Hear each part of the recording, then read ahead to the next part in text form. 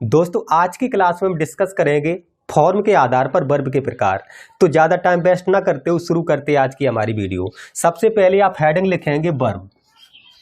Verb means क्रिया। यदि हम फॉर्म के आधार पर बात करें, रूप के आधार पर, तो वर्ब के दो प्रकार हैं।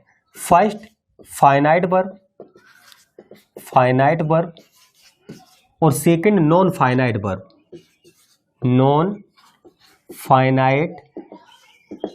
Finite verb. तो फर्स्ट आपने देखा फाइनाइट वर्ब और सेकंड नॉन फाइनाइट वर्ब।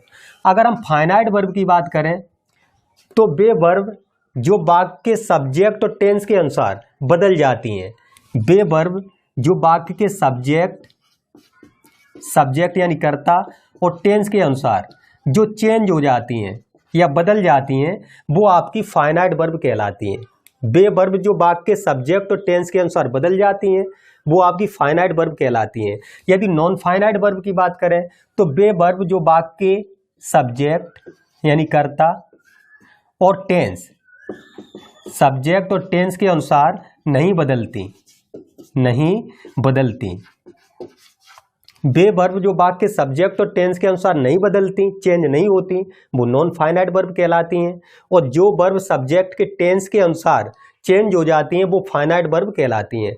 दोनों में अंतर देखेंगे। जैसे फर्स्ट एग्जाम्पल है he wants to play cricket. He wants to play cricket. अब इस एग्जाम्पल को देखा हमने, ही के अकॉर्डिंग वांट्स का प्रयोग किया गया। ही एक वचन सब्जेक्ट है तो वांट्स लगाया, वांट में एस लगाया। दूसरा एग्जाम्पल देखें, I want to play cricket. इसका मतलब मैं क्रिकेट खेलना चाहता हूं। अब इसमें आपने देखा ही के अनुसार वांट्स लगाया और आई के अनुसार वांट लगाया, यानी सब्जेक्ट के अनुसार वर्ब बदल गई। या वांट्स लगाया फिर वांट लगाया, तो सब्जेक्ट के अनुसार जो वर्ब बदल जाती है वो फाइनाइट वर्ब कहलाती है, और जो सब्जेक्ट के अनुसार वर्ब नहीं बदलती है वो नॉन फाइनाइट कहलाती है। इसी एग्जाम्पल में अगर हम टू प्ले की बात करें, टू प्ले, इसमें भी टू प्ले, तो सब्जेक्ट के अनुसार टू प्ले चेंज नहीं हुई, टू प्ले इसमें भी चेंज नहीं हुई, तो ये आपकी टू प्ले है, ये नॉन फाइनाइट वर्ब है। और जो चेंज हो गई वांट्स, ये आपकी फाइनाइट वर्ब है। दूसरे एग्जाम्पल से हम समझाने की कोशिश करेंगे। जैसे he goes to Agra to see the Taj. He goes to Agra to see the Taj, वह ताजमहल देखने आगरा जाता है। अब इसमें आपने देखा ही के अकॉर्डिंग गोज हो गया, लेकिन टू सी पर कोई प्रभाव नहीं पड़ा, टू सी ही रहा। अब जैसे हम चौथे एग्जाम्पल की बात करें, I go to Agra to see the Taj. I go to Agra to see the Taj. अब ही के अनुसार गोज हो गया और आई के अनुसार गो हुआ, तो यानी कर्ता के अनुसार वर्ब बदल गई, तो ये फाइनाइट वर्ब है। और कर्ता के अनुसार जो वर्ब पर कोई प्रभाव नहीं पड़ा, जो वर्ब नहीं बदली, वह आपकी नॉन फाइनाइट वर्ब है। तो आशा करते हैं दोनों में अंतर समझ आया होगा। इसके बाद हम बात करेंगे नॉन फाइनाइट वर्ब की। दोनों में अंतर समझा, जो क्रियाएं सब्जेक्ट के अनुसार बदल जाएं, टेंस के अनुसार बदल जाए, वो फाइनाइट वर्ब कहलाती हैं, और जो क्रियाएं सब्जेक्ट और टेंस के अनुसार नहीं बदलती हैं, वो नॉन फाइनाइट वर्ब कहलाती हैं। अब हम बात करेंगे one by one non finite के बारे में। इसके जितने भी काइंड्स हैं सभी के बारे में डिस्कस करेंगे। तो आप जस्ट हेडिंग लिखेंगे नॉन फाइनाइट वर्ब। तो अब नॉन फाइनाइट वर्ब की बात करते हैं। तो आज की क्लास बहुत ही इंपॉर्टेंट है, एग्जाम के पॉइंट्स ऑफ व्यू से, ग्रामर की दृष्टि से भी बहुत ही इंपॉर्टेंट है आज की क्लास। यदि आप चैनल पर नए हैं तो प्लीज चैनल को सब्सक्राइब करें, वीडियो को लाइक करें, अधिक से अधिक शेयर करें। तो आप हेडिंग लिखेंगे नॉन फाइनाइट। नेक्स्ट हेडिंग लिखें नॉन फाइनाइट। तो नॉन फाइनाइट की यदि हम बात करें तो नॉन फाइनाइट के तीन प्रकार हैं। तीनों प्रकार की चर्चा करेंगे हम नॉन फाइनाइट्स की। तो आप हेडिंग लिखें non finites. Non finites, non finites. यदि नॉन फाइनाइट्स की बात करें तो इसके तीन प्रकार हैं। फर्स्ट है आपका इन्फिनिटिव,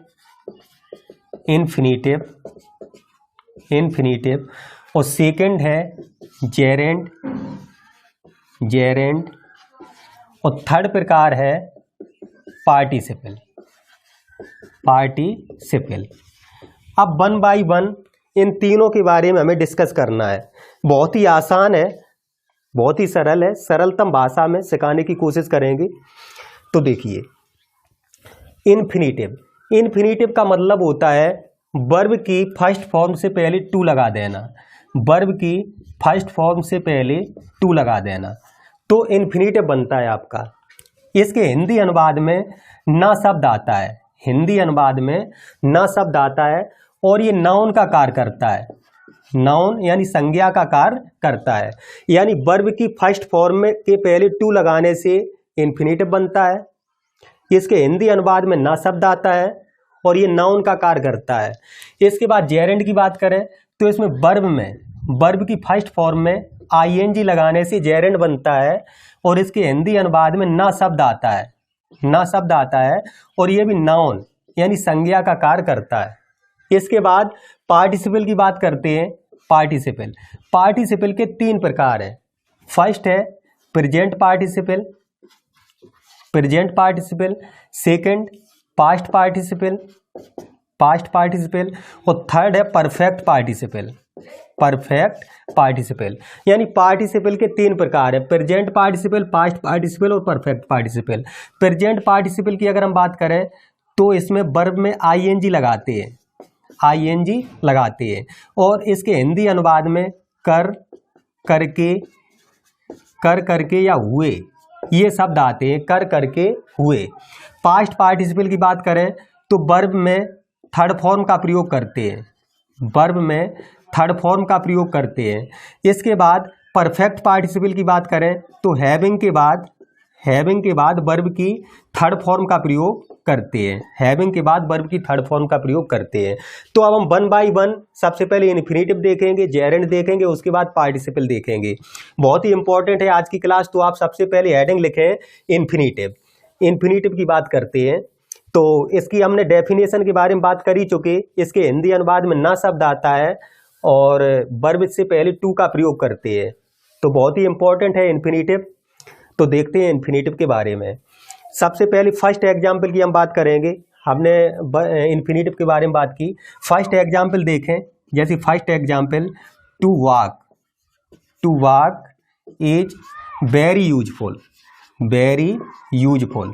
तो ये एग्जाम्पल लिखा है to walk is very useful, यानी टहलना, टहलना बहुत लाभदायक है, लाभदायक है, टहलना बहुत लाभदायक है।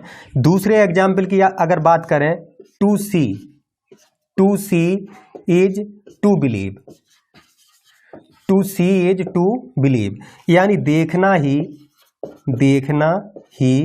विश्वास करना है, देखना ही विश्वास करना है।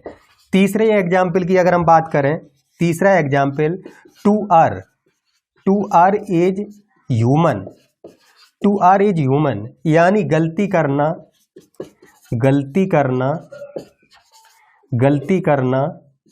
मनुष्य का कार्य है, गलती करना मनुष्य का कार्य है, गलती करना मनुष्य का कार्य है। अगले एग्जाम्पल की अगर हम बात करें, हमने आपको डेफिनेशन बताई, इसके हिंदी अनुवाद में ना शब्द आता है, वर्ब से पहले टू का प्रयोग करते हैं। जैसे वाक लिखा है, वाक वर्ब है, वर्ब से पहले हमने टू का प्रयोग किया, टहलना बहुत लाभदायक है, to walk is very useful. दूसरा एग्जाम्पल हमने लिखा देखना ही विश्वास करना है, तो to see is to believe. इसके बाद हमने लिखा गलती करना मनुष्य का कार्य है, तो टू आर इज ह्यूमन। इसके बाद नेक्स्ट एग्जाम्पल देखेंगे आप, नाउन के स्थान पर प्रयुक्त हुआ, इसलिए ये नाउन का कार्य करता है। इसके बाद चौथे एग्जाम्पल की अगर हम बात करें, चौथा example to forgive is divine, to forgive is divine. इसका मतलब क्षमा करना दैवीय है। तो ये एग्जाम्पल आपको समझ आया होगा। इसके बाद नेक्स्ट एग्जाम्पल देखते हैं, टू हंट वाइल्ड एनिमल्स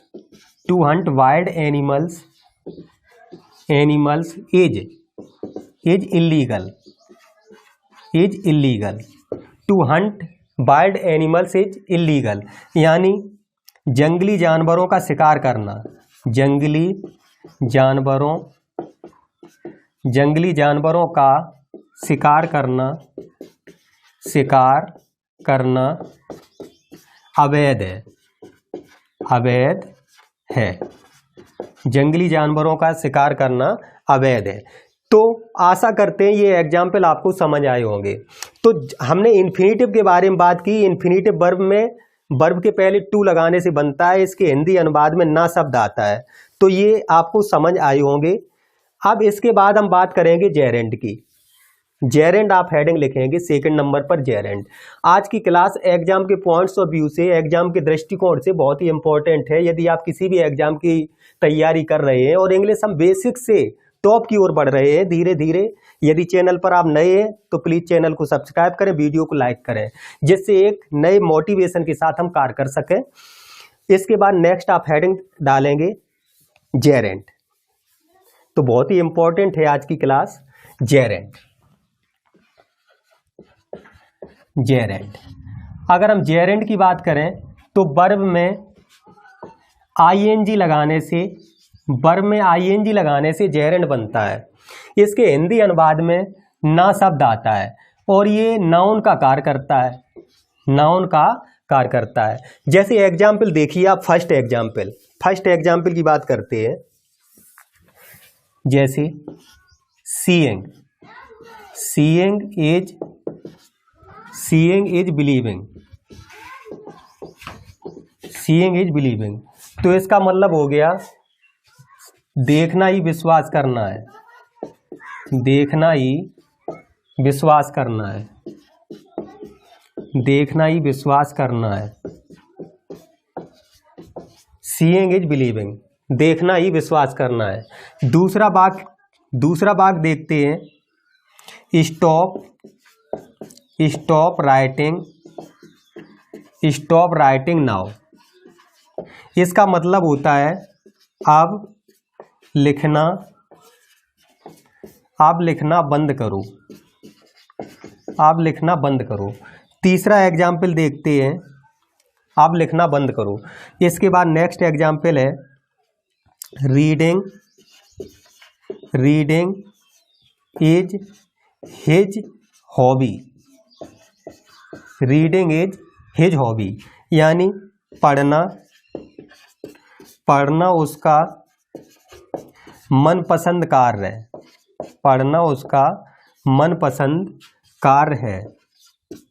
है।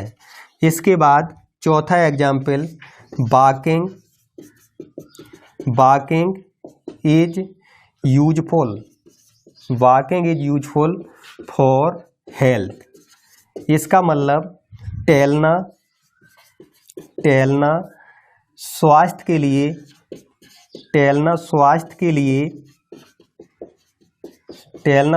के लिए लाभदायक है। तो हमने बात की जेरेंड की। जेरेंड वर्ब की फर्स्ट फॉर्म में आईएनजी लगाने से बनते हैं। इसके अलावा और एग्जाम्पल देखते हैं। जैसे अगला उदाहरण है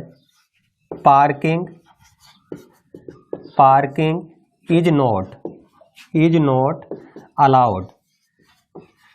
अलाउड हियर।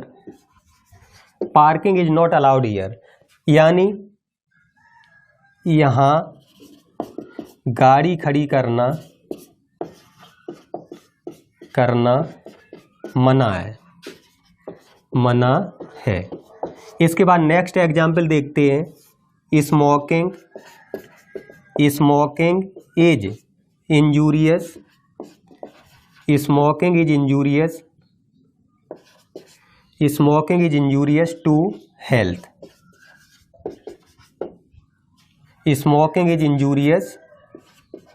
To health. यानी धूम्रपान करना स्वास्थ्य के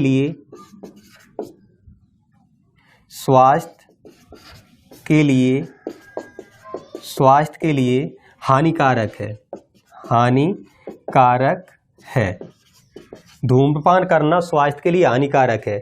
तो इन एग्जाम्पल की सहायता से हमने जेरेंट की बात की। आशा करते हैं आप समझ पाए होंगे इन जेरेंट के एग्जाम्पल के बारे में। अब हम बात करते हैं पार्टिसिपल की। तो अब आप हेडिंग लिखेंगे पार्टिसिपल। पार्टिसिपल के हमने 3 प्रकार के बारे में बात की। तो आप पार्टिसिपल देखेंगे 3 प्रकार पार्टिसिपल के, 1 बाई 1 तीनों को देखेंगे। तो आज की क्लास में हमने जेरेंड, इन्फिनेटिव और पार्टिसिपल की बात कर रहे हैं, जो कि बहुत ही इंपॉर्टेंट है। आज की क्लास यूजफुल है आप सभी के लिए। तो लिखिए आप पार्टिसिपल। पार्टिसिपल के बारे में देखते हैं। आपने हेडिंग लिखी पार्टिसिपल। पार्टिसिपल। तो पार्टिसिपल के 3 प्रकार हैं। First present participle. Present participle. Present participle. तो प्रेजेंट पार्टिसिपल के बारे में हमने बताया वर्ब की फर्स्ट फॉर्म में आईएनजी लगाने से पार्टिसिपल बनते हैं और इसके हिंदी अनुवाद में कर, करके या हुए शब्द आते हैं। कर करके हुए शब्द आते हैं। और ये एडजेक्टिव यानी विशेषण का कार्य करते हैं। जो पार्टिसिपल होता है वो एडजेक्टिव का कार्य करता है। तो देखते हैं 1 बाई 1 इसके एग्जाम्पल। फर्स्ट एग्जाम्पल देखें आप। फर्स्ट एग्जाम्पल, हियरिंग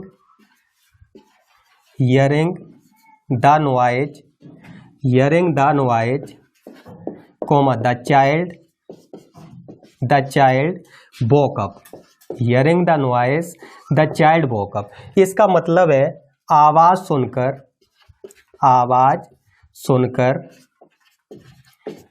सुनकर बच्चा जाग पड़ा। तो ये एग्जाम्पल हियरिंग द नॉइस यानी कर आया सुनकर। तो यर में आईएनजी का प्रयोग किया गया। वर्ब की फर्स्ट फॉर्म में आईएनजी लगाने से प्रेजेंट पार्टिसिपल बनता है और ये एडजेक्टिव का कार्य करता है। इसके बाद दूसरा एग्जाम्पल देखें, seeing the lion, comma he ran away यानी शेर को देखकर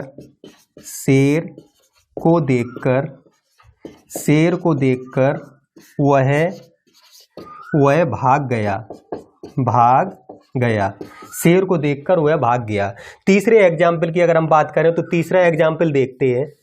बहुत ही इंपॉर्टेंट एग्जाम्पल है। तीसरा एग्जाम्पल देखिए आप।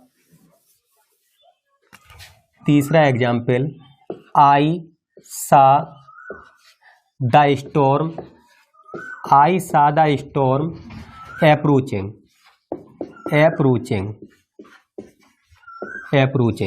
यानी मैंने तूफान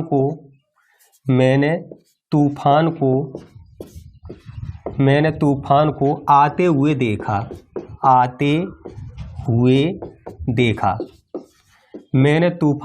हुए देखा। आई सा द स्टॉर्म अप्रोचिंग। इसके बाद चौथा एग्जाम्पल देखें, the child came here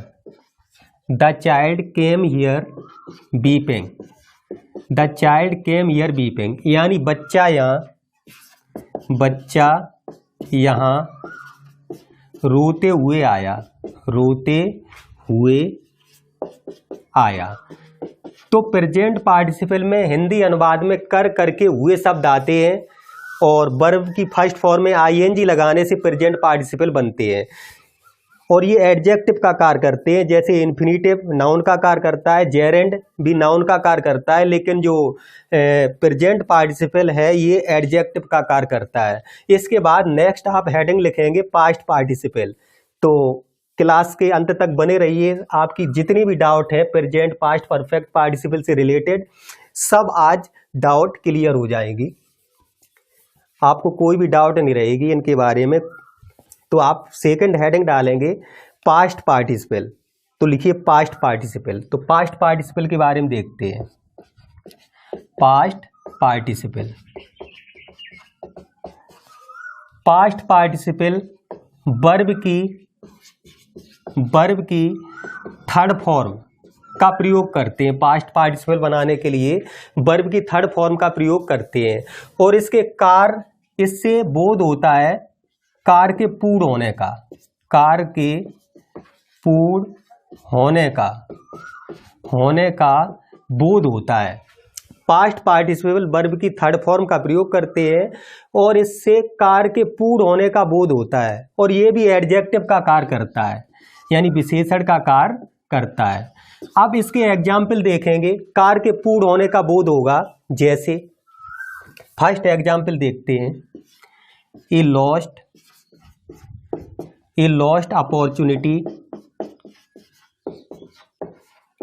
opportunity never comes. A lost opportunity never comes, यानी खोया हुआ अवसर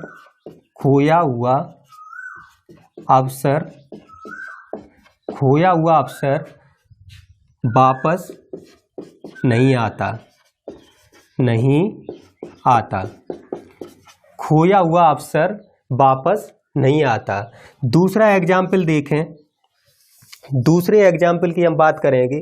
फर्स्ट हमने देखा ये लॉस्ट अपॉर्चुनिटी नेवर कम्स, यानी खोया हुआ अवसर वापस नहीं आता। इसके बाद दूसरा एग्जाम्पल देखें, ही इज ए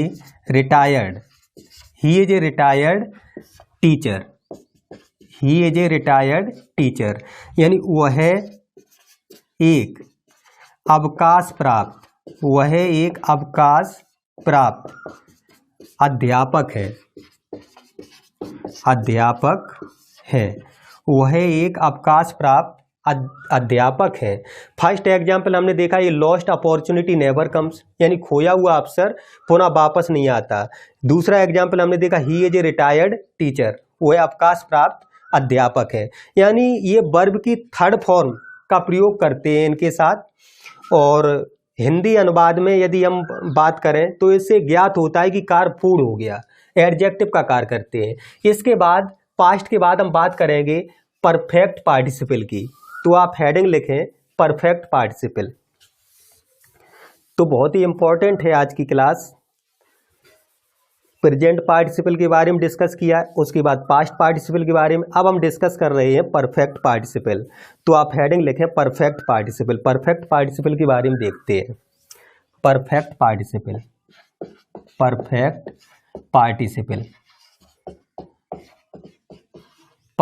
पार्टिसिपल में हैविंग के बाद वर्ब की थर्ड फॉर्म का प्रयोग करते हैं।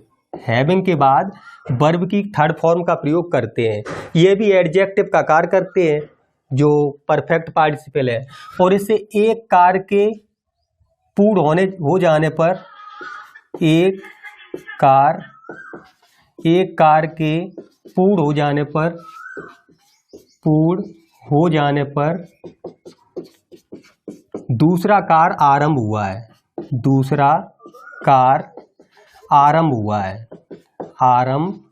हुआ है। इससे यही बोध होता है कि एक कार्य पूर्ण हो गया और दूसरा कार्य आरंभ हुआ है। जैसे फर्स्ट एग्जाम्पल देखेंगे, फर्स्ट एग्जाम्पल के बारे में हम बात करेंगे। जैसे having completed his work, having completed his work, he slept, यानी अपना कार्य पूरा करने के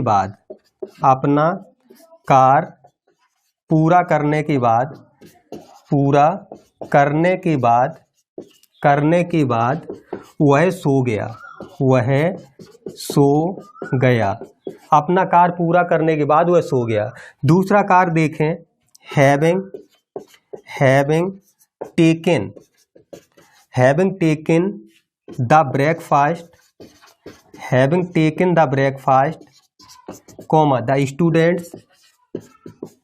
the students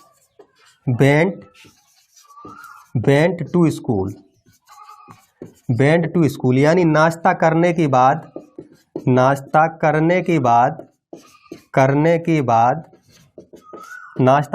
बाद विद्यार्थी स्कूल चले गए। नाश्ता करने के बाद विद्यार्थी स्कूल चले गए। तो आज की क्लास में हमने डिस्कस किए सबसे पहले इन्फिनेटिव, जेरेंड, पार्टिसिपल। यदि क्लास आपको पसंद आई है तो प्लीज़ चैनल को लाइक करें, वीडियो को लाइक करें, चैनल को सब्सक्राइब करें एवं अधिक से अधिक शेयर करें। आप सभी का बहुत बहुत धन्यवाद एवं आभार।